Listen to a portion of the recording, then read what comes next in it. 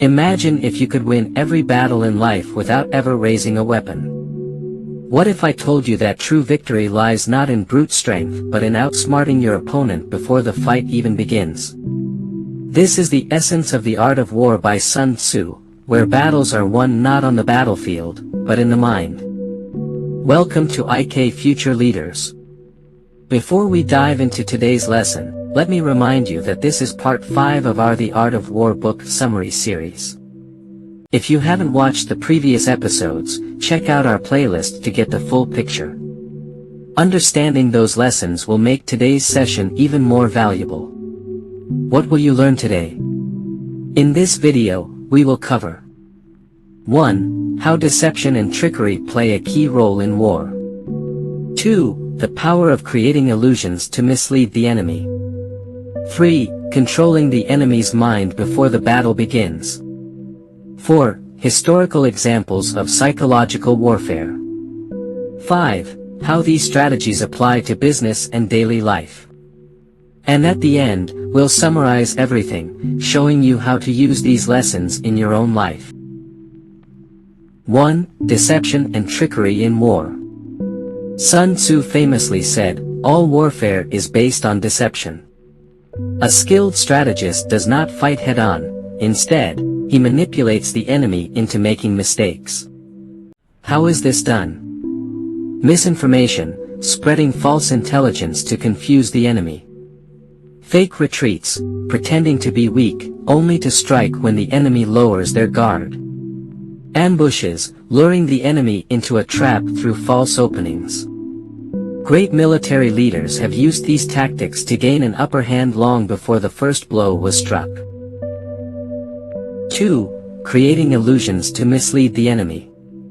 One of the most powerful weapons in war is illusion. If your enemy believes you are stronger than you actually are, they may surrender before the battle even begins.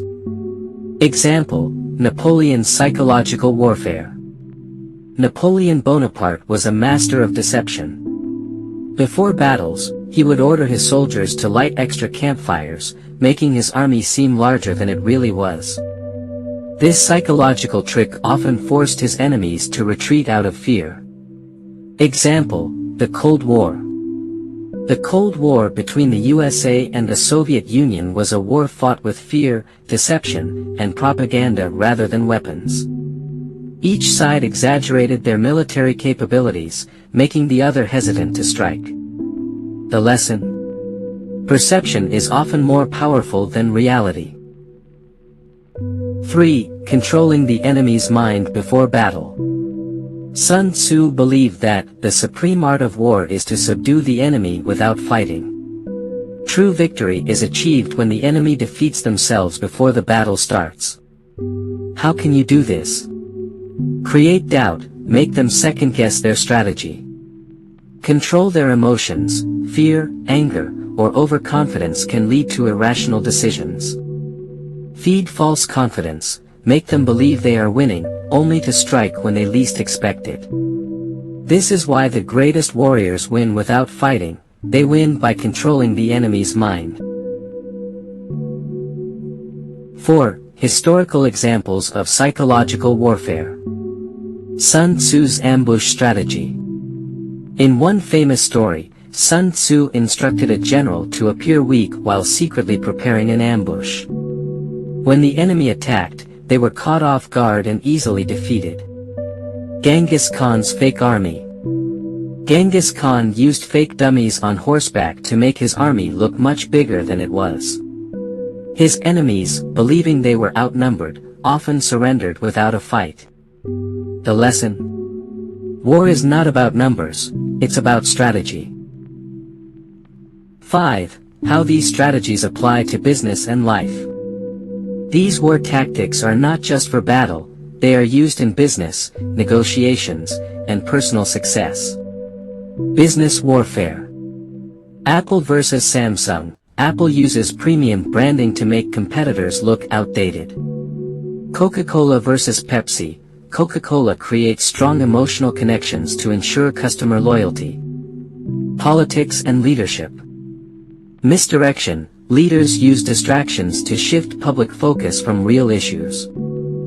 Fear tactics. Governments create external threats to unite the population. Everyday life and negotiation. Job interviews. Confidence can make you appear more capable than others. Sales and marketing. Creating a sense of urgency leads customers to buy quickly. Negotiations. Controlling silence and body language can force the other person to reveal weaknesses. Life is a game of perception. If you control how others see you, you control the game. Conclusion: the power of strategy in war and life. Winning battles, whether in war, business, or personal life, is not about brute force. It's about intelligence, deception, and controlling perception. The greatest victories are won before the fight even begins. If you found this valuable, make sure to like, share, and subscribe to IK Future Leaders. And stay tuned. Our next video will continue the Art of War series, diving even deeper into powerful strategies for success. See you in the next episode.